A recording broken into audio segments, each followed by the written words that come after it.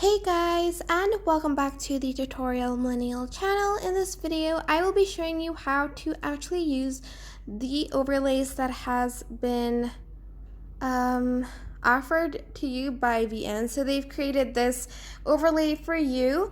You're just going to want to press new project over here. And as you can see, there is an overlay feature. So I'm just going to select overlay, and there is a lot to choose from: camera, circular, heart, photo, rectangle, I can't talk, sorry. Rectangle 2, square, square 2, square 3, square 4, square 5, water, and water 2.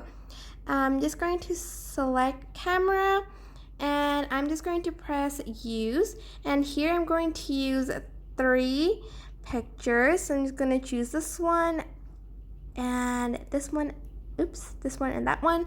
Press next. Oh, why is the face like that? Hold on. Let me just select another one. I don't know what was wrong with that, but I think it was the quality of the pic. Let's try these and press next. And that's it. Look how cute the video is, and you can just do that without editing it. Well, but if you want to add a song to it, press export. Oh, that's horrible. Press export and press the check mark button. And after you've exported that, I'm just going to name it Brooklyn Nine-Nine.